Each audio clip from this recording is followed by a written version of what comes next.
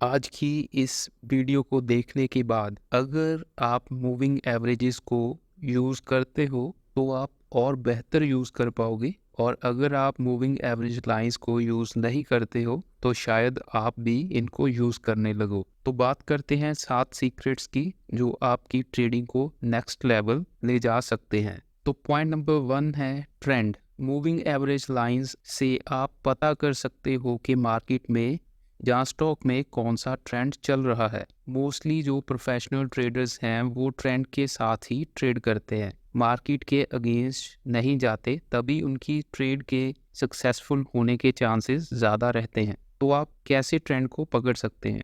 Simply stock पे moving averages लगाएं, जैसे 50, 100 एंड 200 DMA, और चेक करें कि क्या वो असेंडिंग ऑर्डर में है, मतलब सबसे ऊपर 50 की, फिर 100 की और सबसे नीचे 200 DMA। अगर हैं तो स्टॉक अप ट्रेंड में है, मतलब अप ट्रेंड शुरू हो चुका है, अब उसको ट्रेड करें। और ऐसे ही अगर 200 DMA सबसे ऊपर है, फिर 100 है और फिर सबसे नीचे 50 मूविंग एवरेज लाइन है, तो मतलब डाउन ट्रेंड है। बट किसी केस में अगर लाइंस सही ऑर्डर में नहीं है तो मतलब उसमें अभी ट्रेंड प्रॉपरली सही से शुरू नहीं हुआ है। इसको ट्राई करें चार्ट्स पे, और इसको फर्दर बेहतर करने के लिए आप 20 या 10 की मूविंग एवरेज भी ऐड कर सकते हैं। और अप ट्रेंड के टाइम पे सभी मूविंग एवरेज लाइंस की डायरेक्शन अपवर्ड होनी चाहिए, ऐसे ही डाउन ट्रेंड में सभी की नीचे की तरफ होनी चाहिए, तभी वो ट्रेंड कंफर्म करेंगी। तो पॉइंट नंबर 2 है सभी स्टॉक अलग अलग मूविंग एवरेज को रिस्पेक्ट करते हैं। ये भी इम्पॉर्टेंट पॉइंट है कि आप एक ही मूविंग एवरेज को कभी एक्सपेक्ट मत कीजिएगा कि वो सभी स्टॉक्स पे काम करे। बहुत से स्टॉक्स 2-2 महीने 50 DMA के पास भी नहीं आते, और बहुत से 50 क्या 100 क्या 200 DMA पे ही घूमते रहते हैं। तो आपको हर एक स्टॉक पे हर एक time different moving average line apply करके चेक करना पड़ेगा कि वो कौन से मूविंग एवरेज लाइन को बेहतर रिस्पेक्ट दे रहा है, और उस हिसाब से उसको फॉलो करें। तो पॉइंट नंबर 3 है लैग और noise. Moving average lines actually में एक लैगिंग इंडिकेटर है, ये प्राइस को फॉलो करती हैं। तो इनके साथ एक प्रॉब्लम है, वो ये है कि अगर आप 50 DMA या और बड़ी DMA यूज़ करते हो तो वो काफ़ी स्लो मूव करती है, और एक काफ़ी बड़ा इनिशियल मूव आपका मिस हो जाएगा इसी चक्कर में। जब तक वो मूविंग एवरेज लाइन आपको कुछ बताएगी, प्राइस भाग चुका होगा। इस लैग को कम करने के लिए आप छोटे टाइम की मूविंग एवरेज यूज़ कर सकते हो, बट फिर वो काफ़ी वोलाटाइल हो जाती है, या कह लीजिए उसमें नॉइस रहेगी, वो आपको बहुत ज़्यादा फेक बाय सेल की ट्रेड्स इनिशिएट करवा सकती है। तो स्टार्टिंग में ये आपको मुश्किल दे सकती है moving average lines. Next point है रेजिस्टेंस एंड सपोर्ट।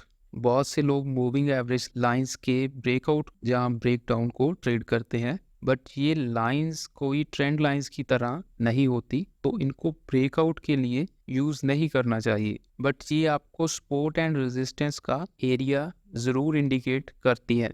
तो सिंपली अगर आप देखो, अगर कोई मूविंग एवरेज लाइन किसी स्टॉक को रेजिस्टेंस दे रही है बार बार, तो जब वो एक बार उसको प्रॉपरली क्रॉस करके दूसरी साइड ट्रेड होने लगेगा तो वही लाइन अब उसको सपोर्ट देने लगेगी। तो ये लाइंस रेजिस्टेंस एंड सपोर्ट का काम करती हैं, ज़रूर करती हैं, बट एक ट्रेंड लाइन की तरह इसके ब्रेकआउट को ट्रेड करना इतना सही नहीं है, क्योंकि आप देख सकते हो कि ये स्टॉक्स कई बार अप ट्रेंड में चलते चलते भी मूविंग एवरेज लाइंस के नीचे भी क्लोजिंग दे देते हैं। नेक्स्ट पॉइंट है वोलेटिलिटी एंड कंट्रैक्शन।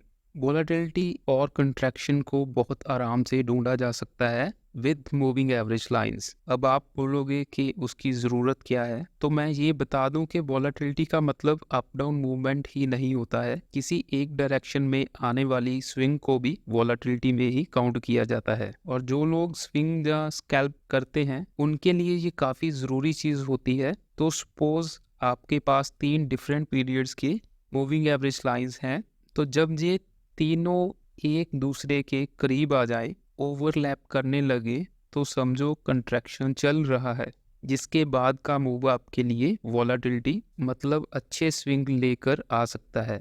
इसको एक और सिंपल मेथड से समझने की कोशिश करते हैं। सपोज करें कि आप स्विंग ट्रेड कर रहे हो, तो जब आपके तीनों मूविंग एवरेज लाइंस एक साथ आने लगे तब आपने उस स्टॉक पे नज़र रखनी है और कोई भी एक तरफा मूव इनिशिएट होने पे उसमें ट्रेड लेना है। और जैसे ही वो मूविंग एवरेज लाइंस एक दूसरे से दूर हो जाएं तब आपने वो स्विंग से एग्जिट करना है, क्योंकि जब वो मूविंग एवरेज लाइंस एक दूसरे से दूर हो जा चुकी हैं तो मोस्ट प्रोबेबली वो चार्ट अब स्ट्रेच हो चुका है, और स्ट्रेच होने के बाद उसमें जा तो टाइम करेक्शन देखने मिलेगा या फिर प्राइस करेक्शन देखने मिलेगा। प्राइस करेक्शन में वो स्टॉक का जो प्राइस है वो गिरकर दोबारा सपोर्टिव लाइन के पास आएगा, और टाइम करेक्शन में वो स्टॉक साइडवेज हो जाएगा जब तक मूविंग एवरेज लाइंस उस तक ना आ जाए। एक और भी इम्पॉर्टेंट पॉइंट है, जब कंट्रैक्शन का पीरियड हो, जब वॉलेटिलिटी अभी शुरू ही हो रही हो,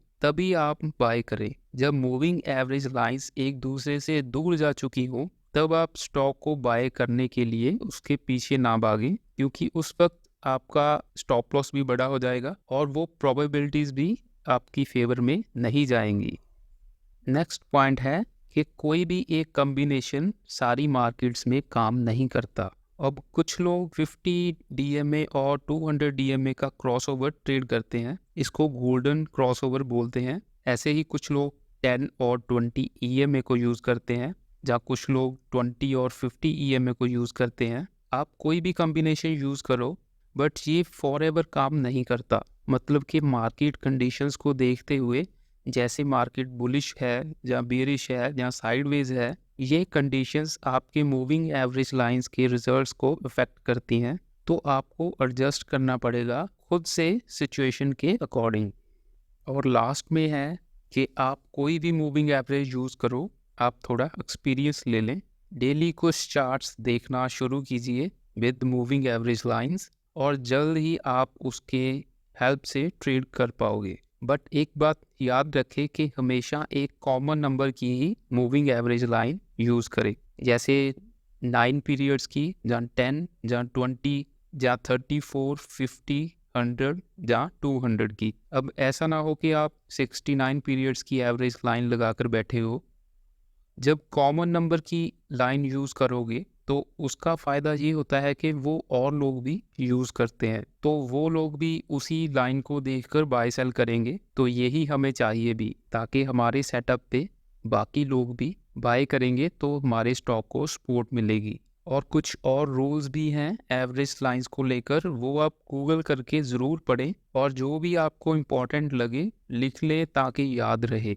जैसे एक ग्रोथ स्टॉक के लिए 50 days moving average best support का काम करती है, और 200 डेज मूविंग एवरेज आखिरी सपोर्ट होती है, उसके नीचे वो टोटली बीरिश जोन में चला जाता है। ऐसे ही 100 DMA अगर सपोर्ट दिखाए और अगर इंडिकेटर ओवरसोल्ड कंडीशन दिखाए तो ये एक अच्छा एंट्री पॉइंट हो सकता है लॉन्ग रन के लिए। तो ऐसे ही और भी रूल्स हैं, जो लाइन आप यूज़ करें उसके रूल्स ज़रूर पढ़ें एक बार, और अपनी ट्रेडिंग को बेहतर करें।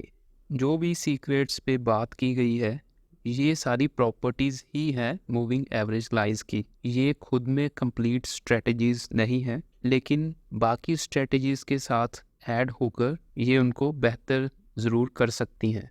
अगर आप सीरियस हो अपनी ट्रेडिंग को लेकर तो ये रूल्स और बातें ज़रूर एक पेज पे लिखकर अपने साथ रखें, अपने ट्रेडिंग सेटअप पे रखें, और अगर आप सीरियस नहीं हो तो आप इग्नोर करें।